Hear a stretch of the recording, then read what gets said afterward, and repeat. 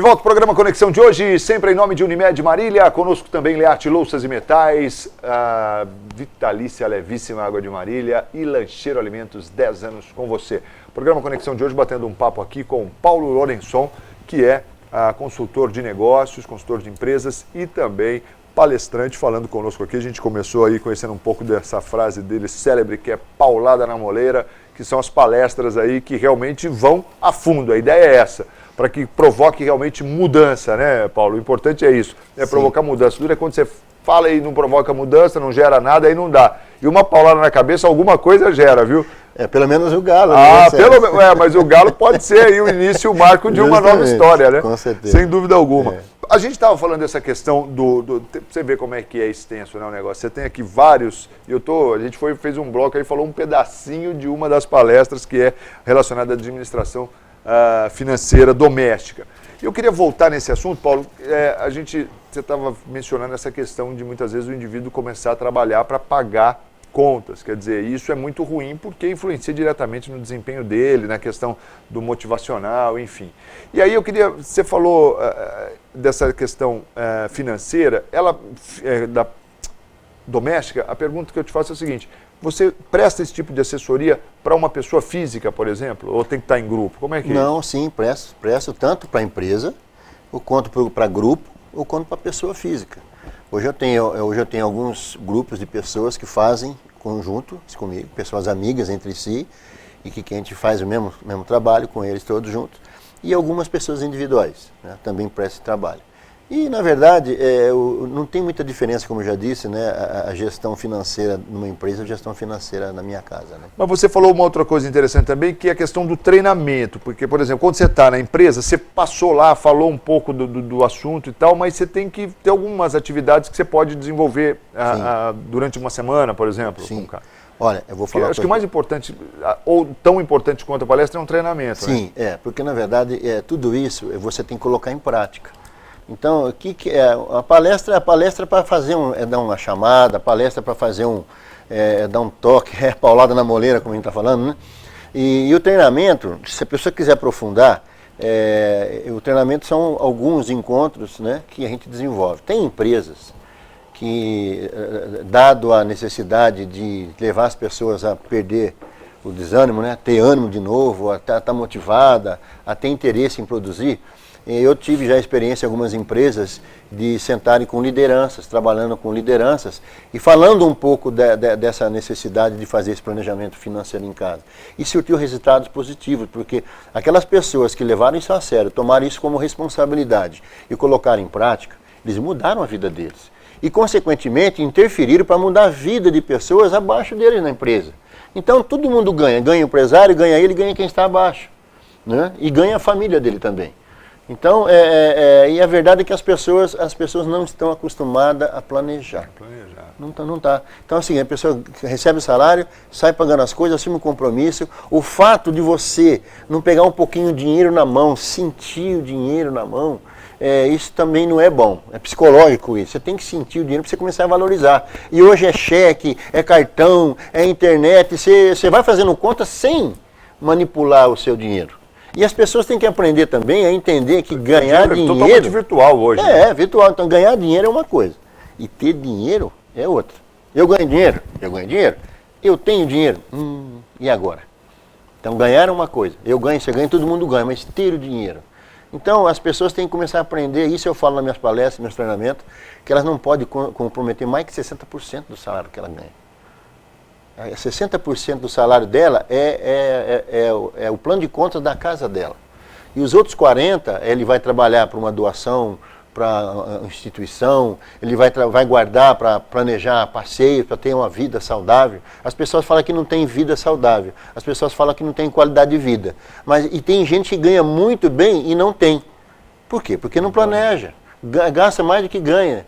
E isso é uma coisa assim de cultura, de educação mesmo. Porque tem pessoas que ganham 500, gastam 600. Essa pessoa ganha 500, gasta 600, ela vai reclamar sempre que ganha pouco. E que o patrão é culpado. Se ela passar a ganhar 1.000, ela vai gastar 1.100. E ela acha que ganha pouco.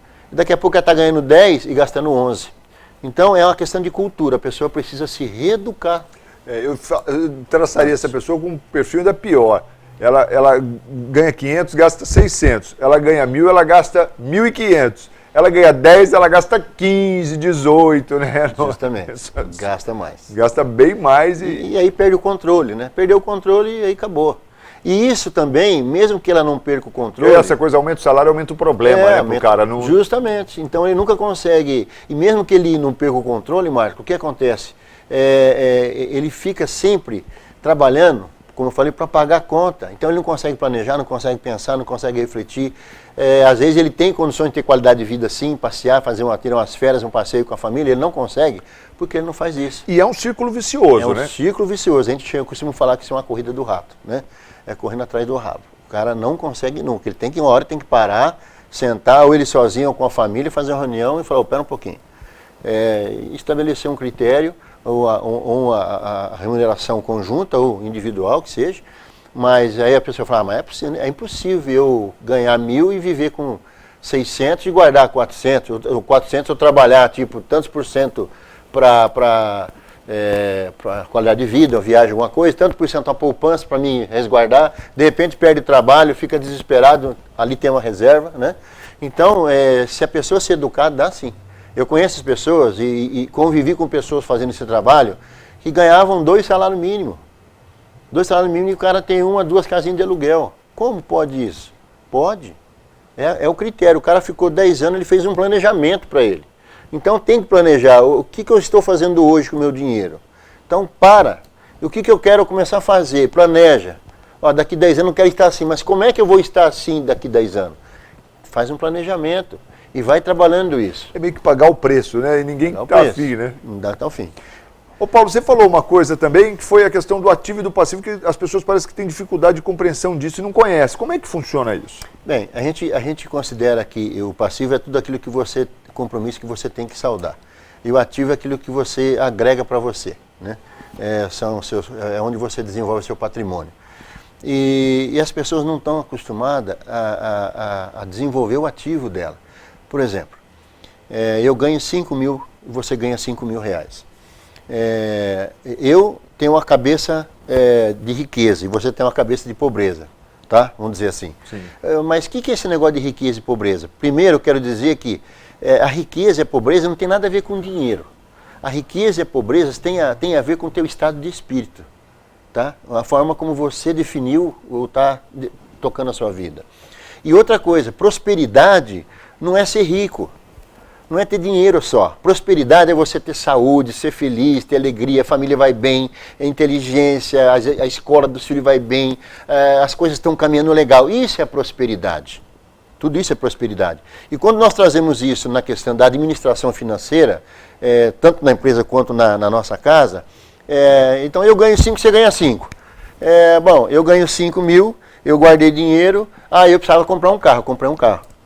Bom, eu comprei um carro. Esse carro ele vai me gerar seguro, vai me gerar IPVA, vai me gerar gasolina, vai me gerar manutenção. Eu já começo a ter despesa. Eu não tenho um ativo, eu estou tendo um passivo. E ele é um passivo. Bom, porque eu precisava também comprar. Bom, agora é o seguinte, eu passei a ganhar mais e eu comprei um outro carro. Tá? E aí você, ou seja, você que é um cara que sabe administrar o dinheiro, você comprou um carro. A hora que você teve aumento, o que você fez? Você comprou um apartamento financiado. Tá? Você começou a gerar para você um ativo. Tudo aquilo que eu começo a gerar para mim, que gera despesa, isso é um passivo. Eu não vou conseguir guardar dinheiro. Agora eu compro um apartamento financiado. Tá? Daqui a pouco eu começo a ganhar mais, aí eu compro um outro apartamento, aí alugo aquele e vou morar naquele. A renda daquele, eu começo a fazer renda daquele apartamento que eu comprei anteriormente. Então, daqui a pouco você tem 2, 3 imóveis, né? E o outro tem 2, 3 carros, casa de praia, casa de campo, chácara e despesa, porque tudo isso está gerando despesa para ele. Então está comendo todo o ganho, a remuneração dele. Então, primeiro eu vou fazer o seguinte, eu vou fortalecer meu ativo para ter renda, para poder amanhã ou depois na aposentadoria eu ter resguardado uma segurança. Bom, a hora que eu estiver lá na frente com meus 45, 50, tiver tudo legal, aí eu vou ter casa de praia, eu vou ter chácara, eu vou ter tudo, porque o meu ativo me dá condição de ter isso. Tem pessoas, e eu conheço pessoas, eu convivi com pessoas fazendo esse trabalho, que ganhavam uma fortuna. Ganhava muito bem. E vivia enrolado. Você ia na casa do cara, a casa financiada, os carros financiados, tudo financiado. Então, qual que é o patrimônio dele? Ele não tem patrimônio nenhum, porque nada daquilo é dele. Então, uma pessoa dessa que ganha bem, tem uma boa colocação, de repente perde o trabalho, ou fica sem o trabalho, ele está lascado, ele não tem nada. Ele não tem nada. Então, se você, sabe, não importa o valor de salário que você ganha, não importa nada disso. E aí faça planejamento. Entra esse ponto que você falou da questão da prosperidade, porque aí o indivíduo pode imaginar, não sou próspero, eu sou próspero a partir desse tipo de situação, né? Às vezes o cara ganha a mesma coisa e é próspero e o outro ganha e não é próspero. E tudo isso aí é questão de educação, Marcos, né? A gente lá no passado, principalmente essa geração do sessentão de hoje, assim, era raro, era difícil você ter as famílias que tinham esse tipo de conduta, de já ir orientando os filhos. Tem, claro que tem, né? A grosso modo, de modo geral, existe sim, mas a grande maioria não. A grande maioria já veio naquela educação de você precisa trabalhar para comer, você precisa trabalhar para comer, né? Você tem, sabe, e outras coisas, que são as crenças que eu falei, que são as ferramentas, negatividade que te cria autossabotagem, que é falar assim, né, a mãe, nossa, dinheiro é coisa do diabo, não mexe com esse negócio não, que é frio, não me faz, e isso vai tudo no seu inconsciente. E lá na frente, quando você começa, você não entende por que você não consegue arrancar, não consegue ir para frente, você não consegue, você não entende. Por quê? Porque você não percebe que isso lá atrás foi falado e teu inconsciente está dizendo para você, está falando para você, não, isso é perigoso, isso é coisa do diabo, mexe com isso não. Então você passa a ter as retrações em relação àquilo. Por causa de crenças, por causa de âncoras negativas que são colocadas, aí você começa a criar autossabotagem. Seu inconsciente é ruim? Ele não é ruim, mas ele está fazendo o trabalho dele em toda defesa, mas na verdade está jogando contra, porque até então você não sabe. E aí então tem algumas ferramentas que você trabalha para poder quebrar um pouco isso daí. Paulo, qual a relação disso tudo com a questão da empregabilidade, que é um outro tema que você trabalha também nas suas palestras? Olha, veja bem, que é a pessoa estar empregável, empregabilidade? Eu gostaria de dizer para você, Marcos, e para quem nos ouve aqui, nos assiste, empregabilidade é a capacidade de você, mesmo com idade avançada ou menos desempregado, estar conseguindo se colocar e ter uma boa remuneração. Isso é empregabilidade. Quando eu saio da minha casa pensando, eu vou procurar emprego, porque eu preciso ganhar, eu preciso comprar, eu preciso fazer, isso é um pensamento errado da gente. Eu preciso buscar algo para me fazer evoluir e crescer. Eu preciso ser feliz primeiro, para depois eu adquirir, para depois eu ter.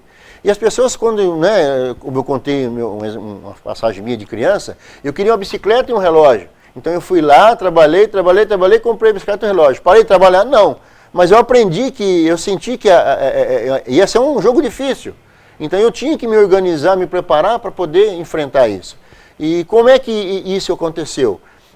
Meu pai não podia me dar nada, mas ele fez tudo, sempre fez tudo para mim, para meus irmãos, para dar educação, da formação.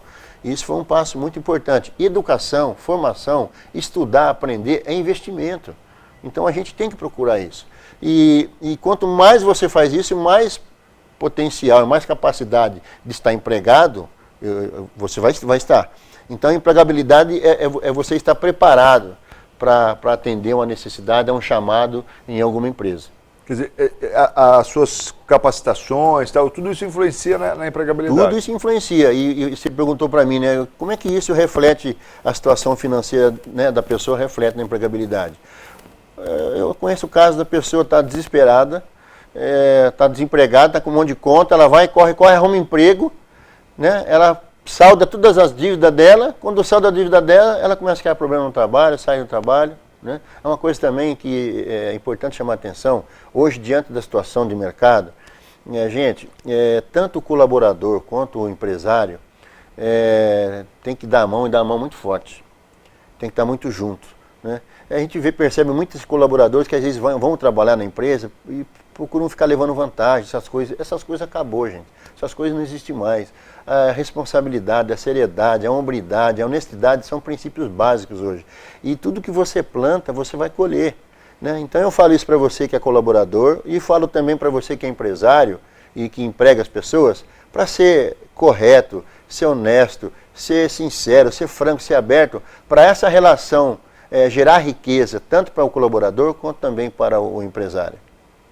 Fantástico. Deixa eu ir rapidinho para mais um intervalo, a gente volta na sequência para falar mais aqui sobre esses conceitos importantes, que é bom, né? A gente está tentando jogar um pouco até mesmo para essa questão pessoal, né? Não falar tanto da questão das empresas, mas claro que tudo isso reflete, mas é importante você pensar realmente numa organização sua familiar, para que a partir daí você tenha aí sucesso no trabalho e em tudo que você fizer. Rapidinho a gente volta com Paulo Lourençon falando aqui conosco no programa Conexão de hoje. Sempre em nome de Unimed Marília. Unimed Marília conosco, também Leate Louças e Metais na Sampaio Vidal, agora também com banheiras. Além de louças e metais, banheiras de hidromassagem.